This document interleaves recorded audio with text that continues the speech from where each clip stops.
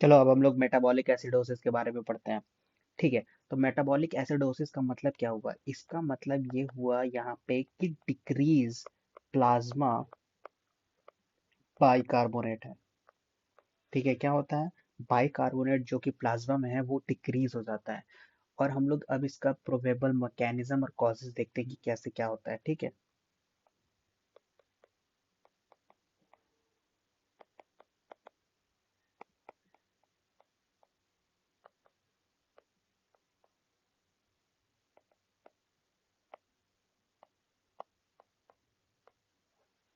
And causes. ठीक है। तो अब हम लोग कैलकुलेट करते हैं कि क्या कैलकुलेट करते हैं, कैलकुलेट प्लाज्मा एनायन गैप। ठीक है। ये ये करने के लिए अब हम लोगों को क्या चाहिए? Unmeasured anions. ठीक है। माइनस अनमेजर्ड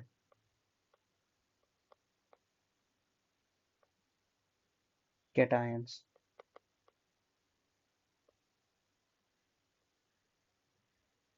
इसमें क्या क्या आएगा? एल्ब्यूमिन, कीटोन्स,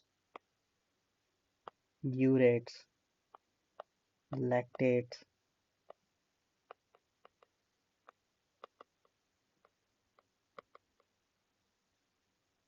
ठीक है, इसका नॉर्मल क्या होता है?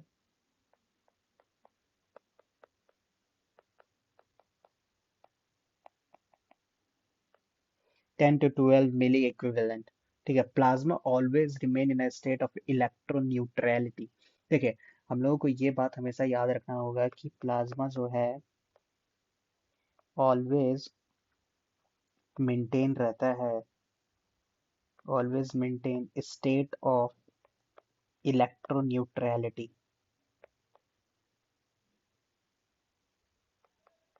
ठीक है, इलेक्ट्रोन्यूट्रलिटी के मेंटेन रहता है इलेक्ट्रोन्यूक प्लाज्मा।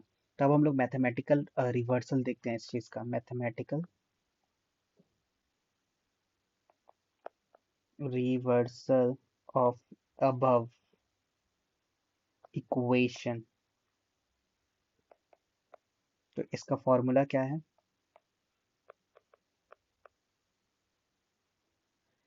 ऑफ प्लाज्मा अनायन गैप का measured cation minus measured anions. यहाँ पे एक ही है और यहाँ पे क्या है? Cl minus. अब इसके बिहाफ में ही हम लोग डिसाइड करेंगे। चलिए, अब आता है हम लोग का क्या है? नॉर्मल हमारा 10 to 12 होता है। ठीक है, अब चलिए हम लोग एनायन गैप के बारे में देखते हैं। Metabolic acidosis.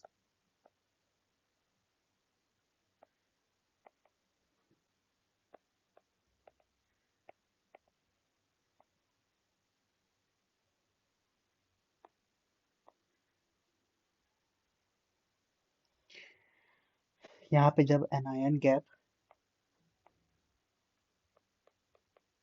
मोर देन 12 मिली इक्विवेलेंट आ गया, और यहाँ पे जब ये क्या आ गया? 10 to 12 मिली इक्विवेलेंट आ गया, ये क्या होता है? हगमा,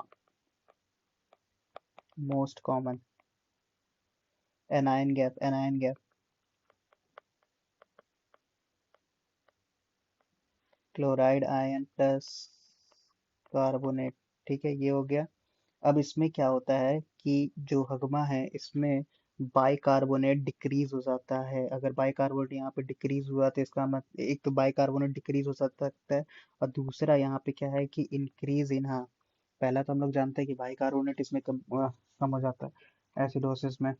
दूसरा यहाँ पे वन नहीं तो मोर अनमेजर्ड यहाँ पे है ना, तो एनायन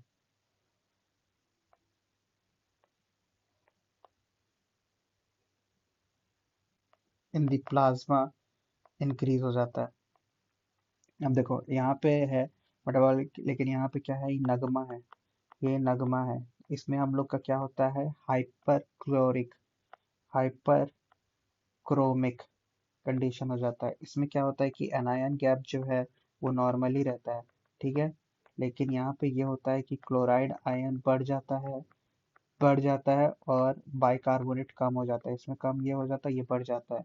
लेकिन यहाँ पे कोई भी ये वाला जो चीज़ है इसमें नहीं होता, कोई भी टाइट्रेबल एबनॉर्मल एसिड नहीं बढ़ता है इसमें। चलिए अब हम लोग देखते हैं कि हगमा और नगमा में, हगमा और नगमा में, हगमा और नगमा में क्या होता है।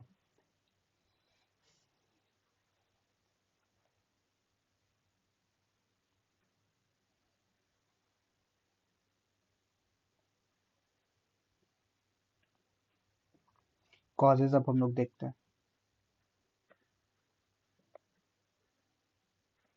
ठीक है।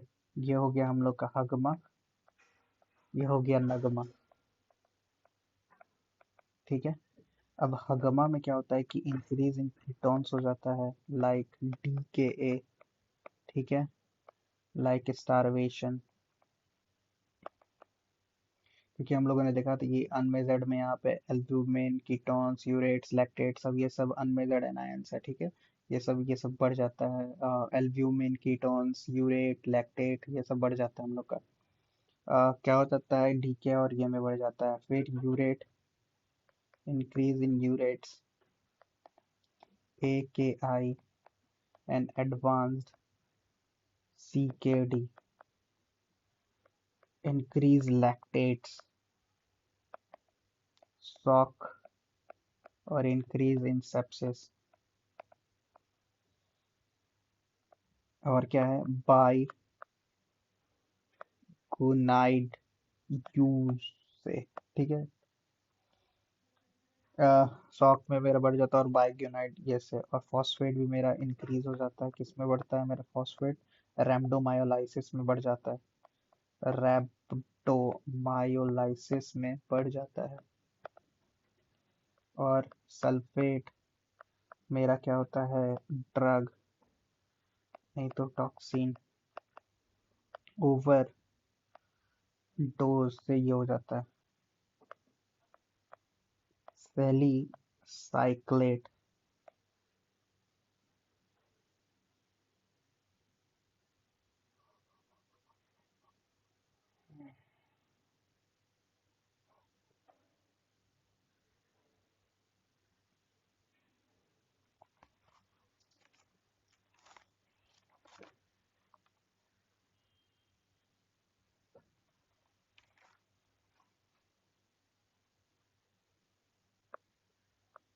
और मिथेनॉल और पॉलीइथाइलिन ग्लाइकॉल।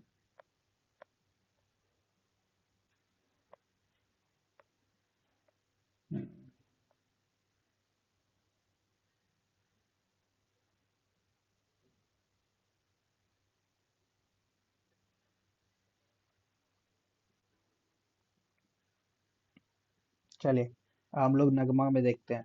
अब इसमें क्या होता है नगमा में कि यहाँ पे एबनॉर्मल कुछ भी, कोई भी ये नहीं बढ़ता है, ठीक है। यहाँ पे हम लोग देखते हैं कि क्या होता है। इसमें अब दो कॉजेज है, इसमें एक तो GI कॉजेज है और एक हम लोग का रीनल डिफेक्ट है, GI, जिसमें क्या होता है, लॉस ऑफ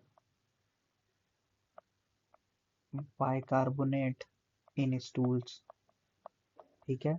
इसमें किसमें होता है, स्मॉल बॉवेल डिजीज में होता है, स्मॉल बॉवेल डिजीज में होता है, स्मॉल बॉवेल डायरिया में होता है, ठीक है। और पैनक्रियाटिक फेस्टुला में होता है, फेस्टुला में होता है, ठीक है। इसमें नॉर्मली किडनी क्या करता है, किडनी क्या करता है, इंक्रीज H+ सिक्रीशन बढ़ा देता है, ठीक है। तो इसके कारण ये होता है कि यूरिन Cl- लेवल्स बढ़ जाता है, ठीक है। अब हम लोग एक ये पढ़ते हैं यूरिनरी एनायन गैप के बारे में, अब हम लोग पढ़ते हैं। Calculate urinary anion gap, UNA++K+ minus UCl-, ठीक है। तो इसमें ये तो बढ़ गया, तो ये यहाँ पे क्या आएगा, लो आएगा, नहीं तो नेगेटिव भी आ सकता है, UHG। ठीक है, एक हम लोगों ने देख लिया। अब यहाँ पे क्या होता है कि रीनल एसिडिफिकेशन हो जाता है, रीनल डिफेक्ट ऑफ एसिडिफिकेशन। तो इसमें क्या होता है कि ग्रुप क्या होता है, रीनल ट्यूब्यूलर एसिडोसिस हो जाता है। ठीक है, तो इसमें क्या हो जाता है एसिडोसिस में, तो इसमें क्या हो जाता है कि डिक्रीज H+ सेक्रीशन हो जाता है in urine, defect of acidification.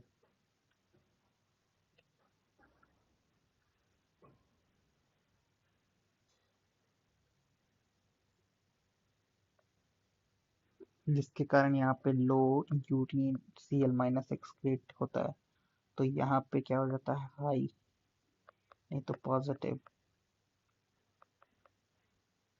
UAG। ये हम लोगों ने देख लिया। अब चलिए हम लोग इसमें देखते हैं कि क्लिनिकल मैनिफेस्टेशन क्या होता है इसका। क्लिनिकल मैनिफेस्टेशन देखिए, क्लिनिकल मैनिफेस्टेशन इसका मेटाबॉलिक एसिडोसिस हुआ तो हम लोग कंपनसेटरी मैकेनिज्म क्या होगा, CO2 को बाहर ज़्यादा से ज़्यादा निकालो तो वो क्या होगा, कुस्मॉल, कुस्मॉल ब्रीदिंग। ठीक है, इसको रैपिड ब्रीदिंग कहते हैं। ठीक है, रैपिड ब्रीदिंग का मतलब हो गया हाइपर वेंटिलेशन, इसका मतलब CO2 बाहर है। और यहाँ पे क्या हो जाएगा, न्यूरो में ये क्या करेगा, इंसेफेलोपैथी, नहीं तो कन्वल्सन्स। ठीक है, इसका पैथोफिजियल लॉस ऑफ मेम्ब्रेन स्टेबिलिटी और सेलुलर कंडक्टेंस। देखो इसका पैथोफिजियोलॉजी देखो, और क्या हो जाता है इसका, लेस देन अगर 7.20 से अगर हो गया, 7.20 से हुआ तो कार्डियक में क्या आएगा, ए एरिदमिया, नहीं तो शॉक, जो कि ड्रेडेड होता है। ठीक है, ये ड्रेडेड होता है। और यहाँ पे पैथोफिजियोलॉजी क्या होता है, पैथोफिजियोलॉजी पैथोफिजियोलॉजी पैथोफिजियोलॉजी क्या होता है, patho loss of membrane stability, और नहीं तो सेल्यूलर कंडक्टेंस खराब। अब इसका डायग्नोसिस क्या है, acid base, sorry, acid base,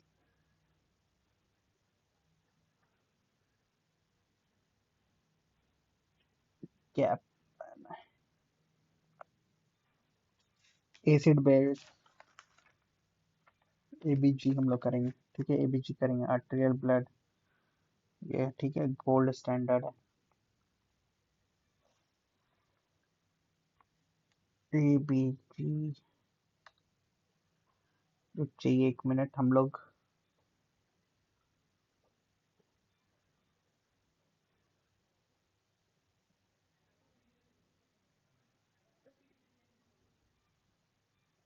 arterial blood gas हम लोग करेंगे। ठीक है, इससे हम लोगों को मालूम चल जाएगा कि क्या है क्या नहीं। ठीक है, अब इसका चलिए हम लोग ट्रीटमेंट करते हैं। ट्रीटमेंट के लिए हम लोग को सबसे पहले फर्स्ट पैलिएटिव ट्रीटमेंट हम लोग क्या करते हैं, पैलिएटिव ट्रीटमेंट इसका हम लोग क्या करते हैं, अगर लेस देन 7.20 है pH, तो हम लोग ओनली इफ, ठीक है, अगर रिस्क ऑफ डेथ रहेगा तभी हम लोग करेंगे। और IV NaHCO3 हम लोग देंगे। ठीक है, 0.5 इंटू वेट इंटू डेफिसिट कितना है वो हम लोग देंगे। ठीक है, ठीक है, फिर स्पेसिफिक रीजन को ट्रीट करो, जो भी है अंडरलाइंग कॉज को ट्रीट करो, दैट्स इट। हम लोगों ने देख लिया कि ये क्या होता है। चलिए, मेटाबॉलिक एसिडोसिस का मतलब क्या होता है कि जब बाइकार्बोनेट का लेवल प्लाज्मा में कम हो जाता है, इसको हम लोग कैसे कर ये करेंगे, अनमेजर्ड आयंस माइनस कैटायंस से, ठीक है। 10 to 12, ये बहुत इंपॉर्टेंट है। 10 to 12, 10 to 12 मिली इक्विवेलेंट होना चाहिए, ठीक है। इलेक्ट्रोनेट्रिलिटी रहता है। ये सब हम लोगों ने देख लिया। हगमा और नगमा, हगमा और नगमा हम लोगों ने देख लिया है, इसका क्या होता है क्या नहीं, ठीक है। हम लोगों ने देख लिया यूरिन, यूरिनरी एनायन गैप भी हम लोगों ने देख लिया, बट दैट्स इट।